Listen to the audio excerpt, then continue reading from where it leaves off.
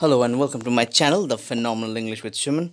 So today I'm here with an amazing lesson on the poem To Autumn. It's actually an ode to autumn. So what is ode? Right, when we say the word ode, right, it basically means when something is dedicated, a poem or piece is dedicated to a particular phenomena. Just like this poem is dedicated to autumn, right? So it is called ode to autumn. So it is written by John Keats, amazing poem. The poem starts like this. Season of mist and mellow fruitfulness, close bosom friend of the maturing sun, conspiring with him how to load and bless. With fruit the vines, the round the thatches even run, to bend with apples and mossed cottage trees, and fill all fruit with ripeness to the core, to swell the gourd and plumb the hazel shells, with the sweet kernel to set budding more, and still more later flower for the bees, until they think warm days will never cease, for summer has overbrimmed their clammy cells. So this season is full of fruitfulness. So autumn basically কি হয়, অনেক ফল এই সময় নতুন নতুন আমরা পাই, right?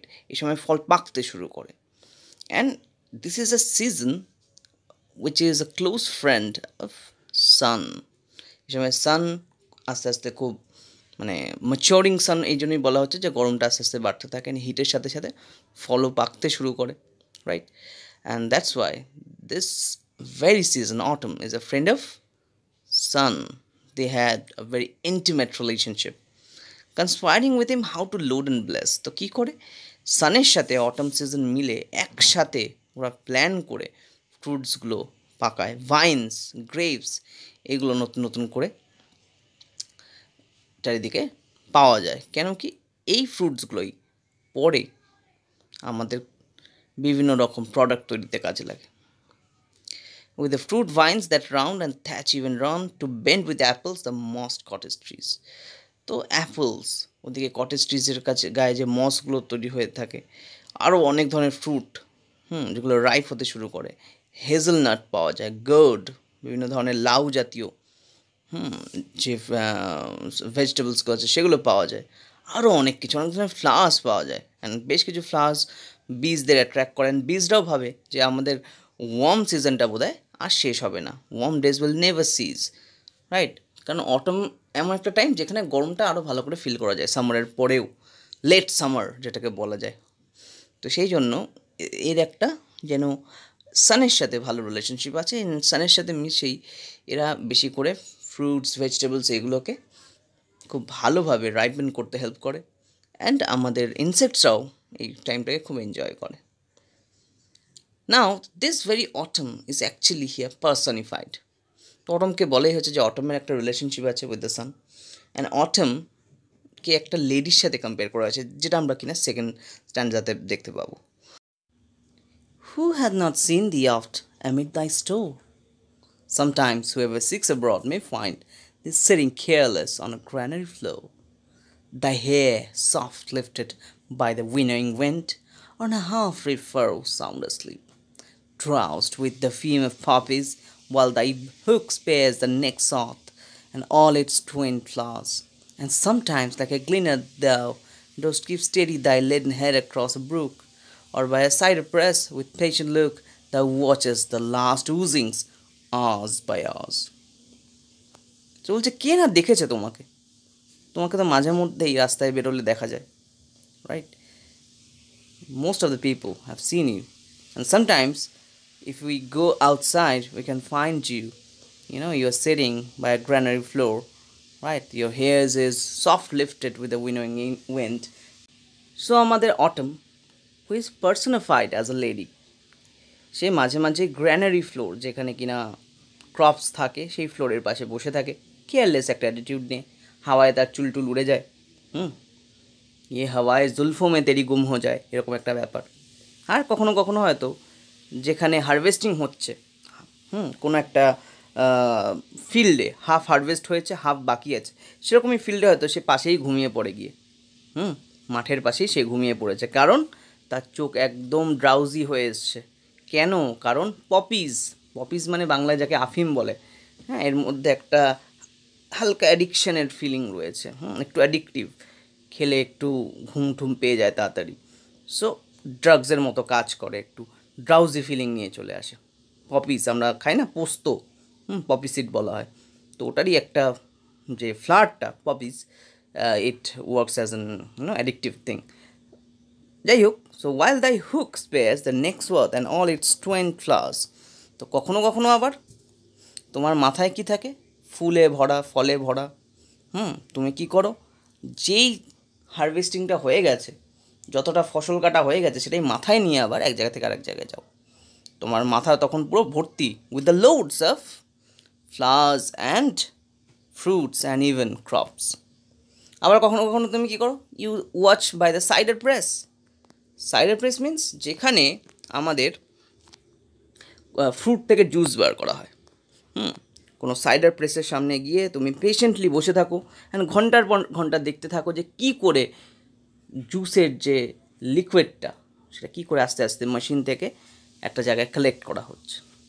So আমাদের autumn কিন্তু খুব ওয়াচফুল, অ্যান্ড তাকে অনেক কাজ করতে হয়, বিকজ ফল পাকাতে হচ্ছে, হারভেস্টিং টাইম চলে আসছে, ফসল কাটতে হচ্ছে, অ্যান্ড সেই ক্রপস থেকে কীভাবে ভালো ভালো আলটিমেট ফিনিশ প্রোডাক্ট তৈরি হয়, সেটাও কিন্তু তাকে খেয়াল রাখতে হয়।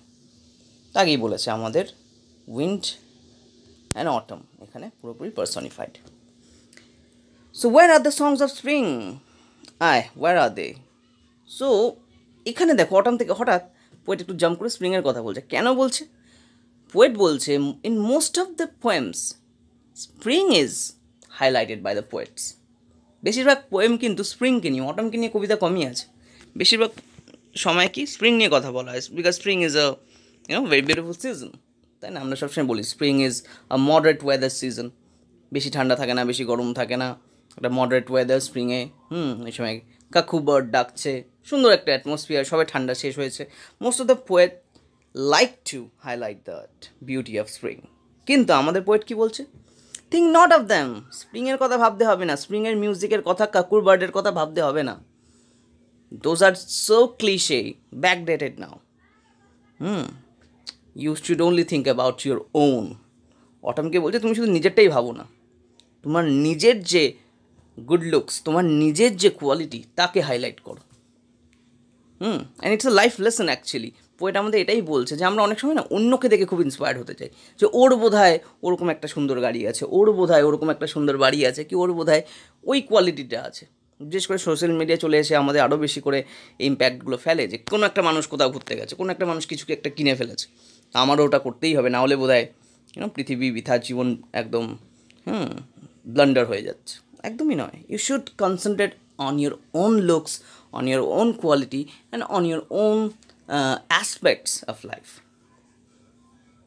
তো কি বলছে? while bird clouds bloom the soft dying day and touch the stubble plains with rosy hue. বলছে তোমার মিউজিক কি জানো?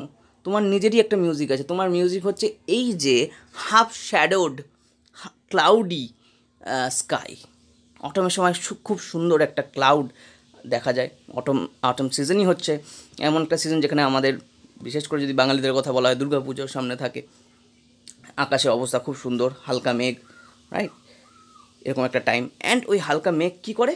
আমাদের সানটাকে ফিল্টার করে দেয়, সান রেটাকে ফিল্টার করে। অ্যান্ড সেটা যখন আমাদের ক্রপসের উপর পড়ে, it has a rosy hue, pinkish hue, একটা পিঙ্কিশ কালার মনে হয়, because it is getting filtered by that cloud.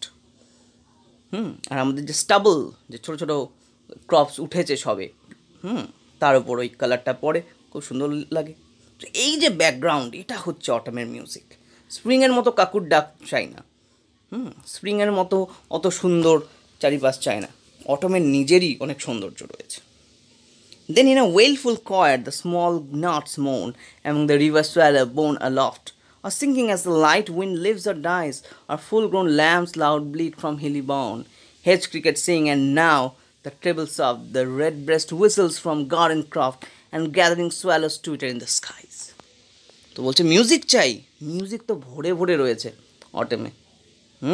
মিউজিকের কোনো এখানে কমতি নেই, বিকজ এখানে সব সময় কোনো না কোনো নাটস মর্নিং করছে, কোনো না কোনো অ্যানিমাল ইনসেক্ট ডাকছে, কেউ রিভারের পাশে, কেউ হয়তো জলের কাছে, কখনো হয়তো হাওয়ার মধ্যে একটা কিছু ভেসে আসছে, দূর থেকে কোনো lamps, lamps is like goat's, right, lamps, ships, তারা দূর থেকে আওয়াজ করছে, চিৎকার করছে, কখনো বা ক্রিকেটস, হেজ, ইনসেক্টসদের গান শোনা যাচ্ছে, কখনো হয়তো red breast whistles from garden croft, কোনো পাখি ডেকে উঠছে, সোয়ালোসরা টুইটার করছে। So this are the music of autumn. অটমে লাগে না, কোকিল কাকু বার্ড নেই অটমে well enough, because autumn is self sufficient. Autumn যা ফ্রুট আমাদের রাইপনিং করে দেয়, অটমে যা হারভেস্ট হয়, অটমে যে এত ধরনের অ্যানিমাল ইনসেক্টস আওয়াজ শুরু করে, that is enough. And it is like a moral lesson, যে তোমার মধ্যে যা আছে যথেষ্ট, এর বাইরে চাই না। আমাদের নিজেদের মধ্যেই যথেষ্ট কোয়ালিটি আছে, আমরা যদি সেটাকে এক্সপ্লোর করি, বাইরে থেকে কিছু অ্যাডাপ্ট করার দরকার পড়ে না, অন্যকে কপি করা, ইন্সপায়ার করার দরকারই নেই অন্যের থেকে কিছু নেওয়ার। So that's how the poem ends, and with a beautiful moral lesson imparted. So that's the end of the poem. Hope you guys like it. পড়ো ভালো করে, and it খুব তাড়াতাড়ি question answers আসবে। Thank you.